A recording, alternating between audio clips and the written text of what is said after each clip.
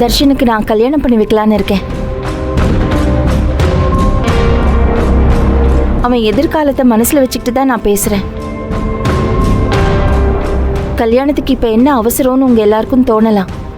ஆனா எப்போ அவனுக்கு கல்யாணங்கிற பேச்சு வந்துச்சோ அது சரியா அமைச்சு கொடுக்கணுங்கிற பொறுப்பு எனக்கு இருக்குன்னு நான் நம்புறேன்.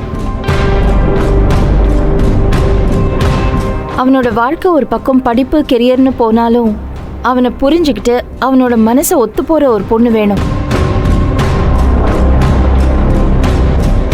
இந்த பொண்ணுக்கு கொடுத்த எல்லா கஷ்டத்தையும் முழுசா உணர்ந்து நிக்கிறான். மனசு ரொம்ப நொந்து போயிருக்கான்.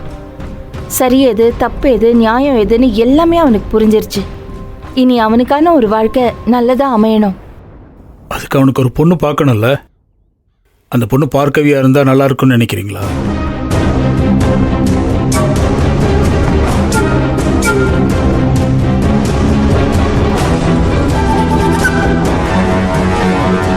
என்ன பேசுறீங்க?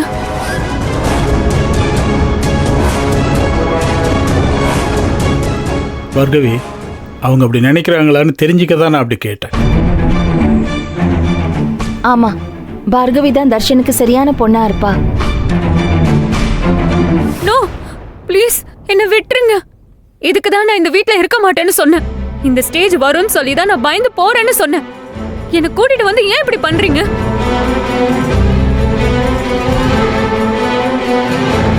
கல்யாணத்தை பத்தி யோசிக்கிற நிலைமையிலேயே நான் இருக்கேன்.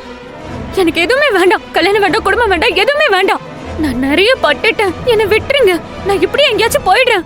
ப்ளீஸ் என்ன விட்டுருங்க. பார்கவி, கொஞ்சம் புரிஞ்சுக்கோ பார்கவி. எங்களால உனக்கு ஏற்பட்ட நஷ்டத்துக்காக இந்த கல்யாணத்தை ஏற்பாடு பண்ணணும்னு நினைக்கல. உனக்கு ஒரு அம்மாங்கிற ஸ்தானத்துல இதை நான் முன்ன நின்று செய்யணும்னு ஆசைப்படுறேன் பார்கவி.